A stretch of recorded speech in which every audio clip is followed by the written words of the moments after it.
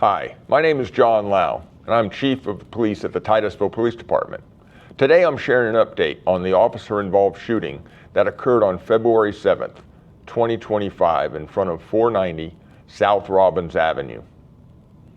I want to start by thanking the members of our community and citizens for their support, trust, and understanding during this time, while also notating that over the course of these past 3 or 4 months, a small group of vocal people have continually and verbally attacked me, our officers, members of our agency, and our city council over this incident to push their own crooked agenda.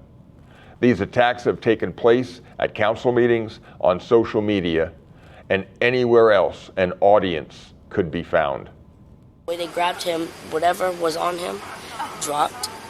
What he did was turn around, grabbed it, and he ain't aim it at nobody. He dropped it on the ground and picked it up? Well, he didn't intentionally drop it. How the officers grabbed it. No, I'm saying, but he dropped it, yep. And he still dropped picked it up? He turned around, tried to pick it up and stuff, and tried to run. The officers swarmed and grabbed him, and he dropped his vape, and when he turned around to go grab it, they yelled out, "Gun," and they started shooting the man. Some of these individuals do not even reside in the city of Titusville, and they are only here to influence their own personal and political agendas. These groups have no firsthand knowledge of the case to include facts or actual evidence. It has all been speculation, as they have been screaming from the mountaintops that our officers did not act appropriately. These groups should be ashamed of their actions and the manner in which they are conducting themselves. As Chief of Police, and with support from our State Attorney's Office, I chose not to release any of the video evidence. The purpose was to allow the Florida Department of Law Enforcement and the Brevard County State Attorney to fully investigate the incident, which includes collecting and reviewing all evidence before a determination could be made. This was done to protect the integrity of this investigation. In an abundance of transparency from the beginning, the decision was made to have an independent agency investigate this matter with full awareness that the result of the independent investigation would then be submitted to the State Attorney's Office for review. This investigation was extremely complex and took time to complete. With outside pressure to release the video prematurely, as the Chief of Police, I refused this external pressure, as the evidence and the integrity of this case were my only priority. On June 10th, 2025, the State Attorney finalized their review of this incident.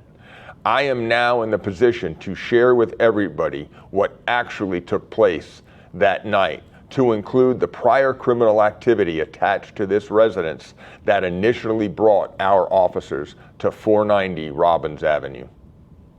The only person responsible for this critical incident is the person that broke the law that night and put our officers and citizens in harm's way.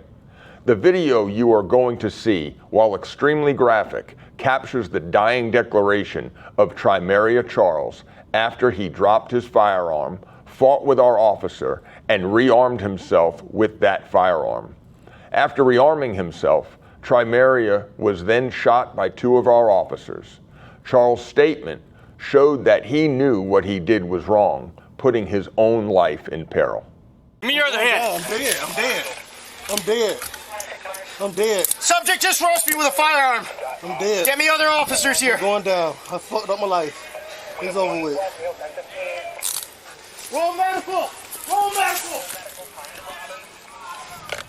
For over a month prior to this officer-involved shooting, this specific address was the location of repeated calls for service, with 9 of them involving gun violence to include shots-fired calls. The reckless use of a firearm in a residential area has the potential to cause anyone in the vicinity great bodily harm. For instance, on January 29th, 2025, there was a report of shots being fired coming from the area of 490 South Robbins Avenue. A video from a neighboring business captured audio of these shots being fired in broad daylight.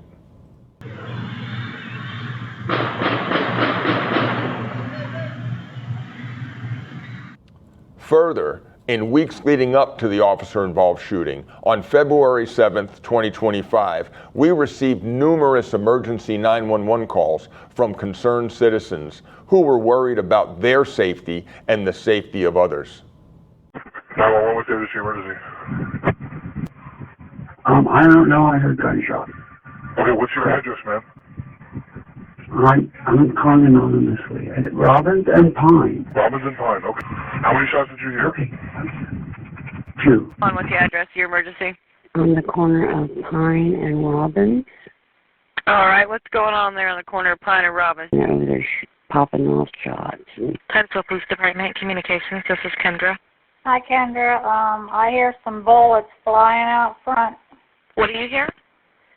Bullets flying out front like a machine gun. You hear bullets flying with a machine gun. Where are you? What's the area? Palmetto Street. There was a fight out there earlier.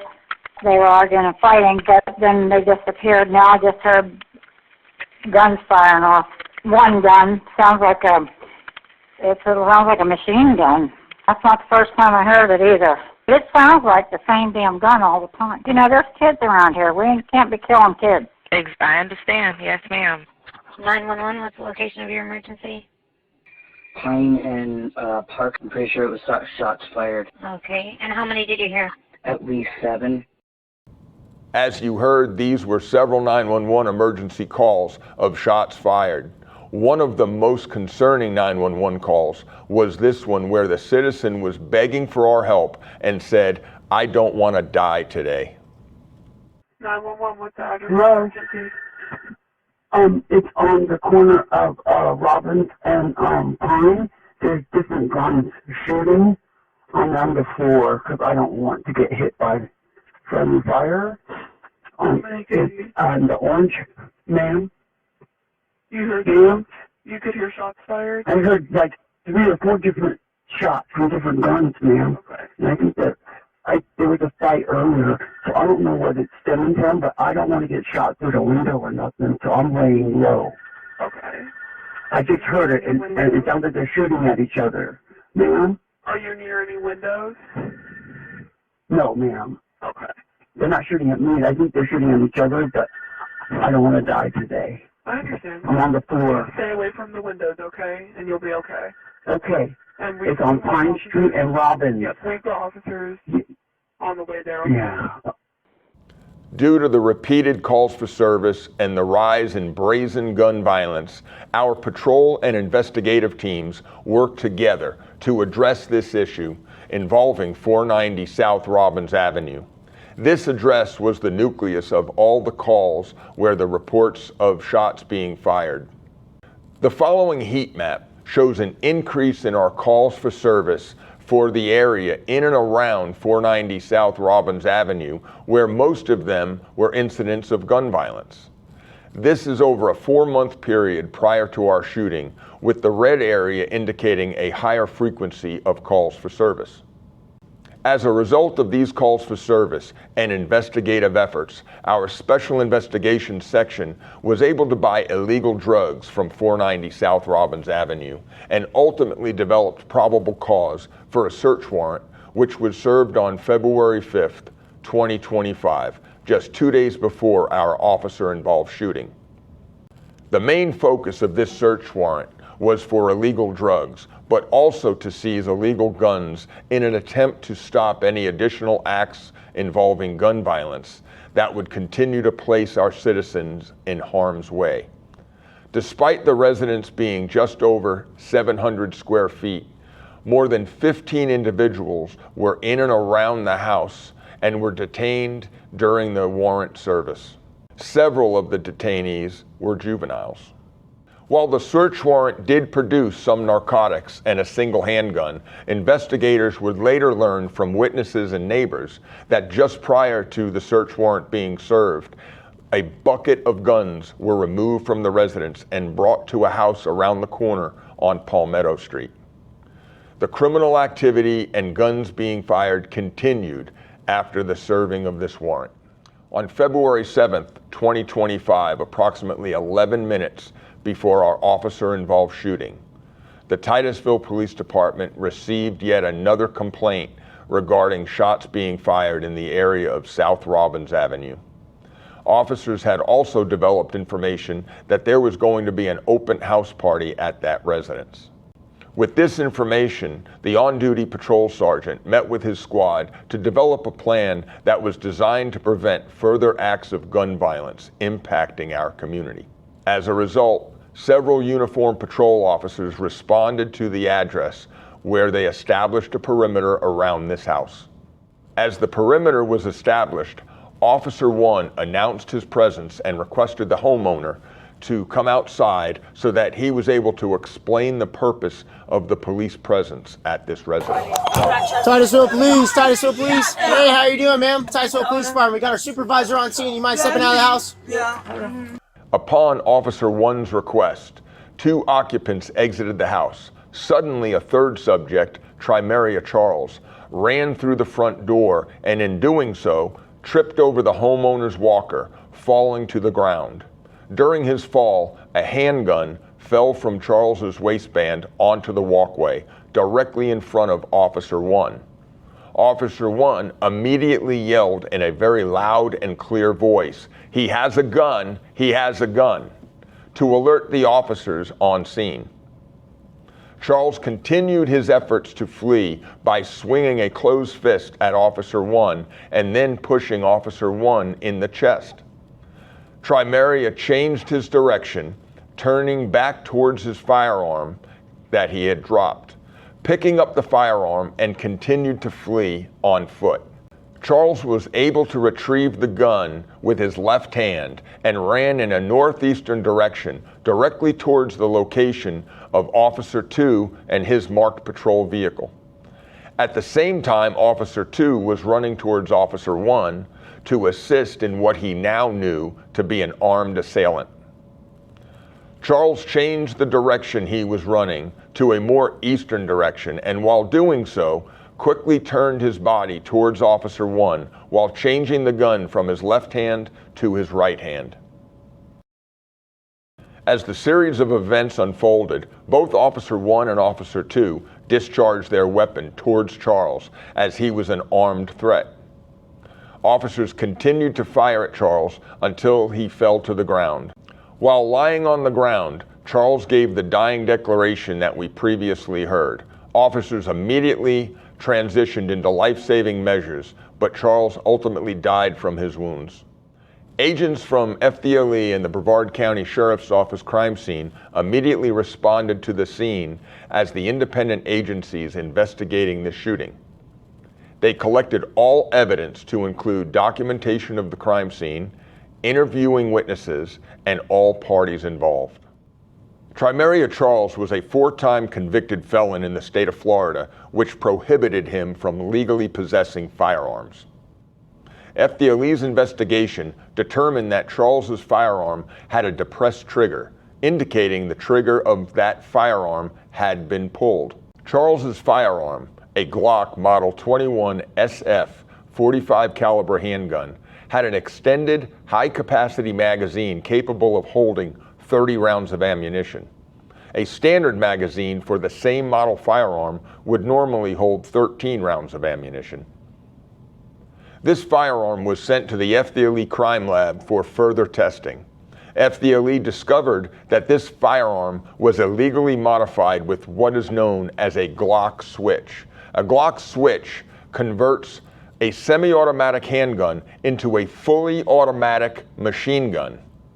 It is important to know that just possessing a handgun with this illegal modification is a federal crime that carries a 10-year penalty of incarceration. This is what a Glock switch can do. It sounds like a machine gun. That's not the first time I heard it either. It sounds like the same damn gun all the time. You know, there's kids around here. We can't be killing kids. It was also determined by FDLE that this firearm had been used in 5 separate violent crimes in the city of Fort Lauderdale, to include an attempted murder and a robbery. The criminal offenses Trimeria Charles committed on February 7th, 2025 were aggravated assault on a police officer, battery on a law enforcement officer, use of a firearm in commission of a felony, possession of an illegally modified firearm, possession of a firearm by a convicted felon, possession of cocaine, resisting arrest with violence, and violation of probation. As you can see, video evidence shows 1. Trimeria Charles exits the house towards Officer 1 armed with a firearm. Trimeria had every opportunity to unarm himself before exiting the house. 2.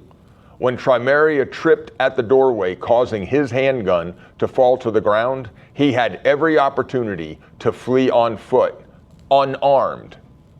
3. Trimeria Charles then chose to physically attack our police officer. 4. Trimeria Charles then chose to rearm himself by picking up his firearm that he had dropped. And 5. The duration of the shooting lasted less than 5 seconds.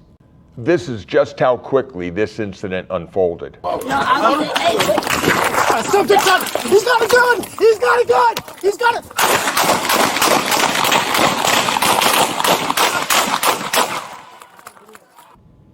Witness statements verified that Charles ran through the front door of the house, tripped and fell to the ground, causing the firearm to fall out, then rearmed himself with that firearm.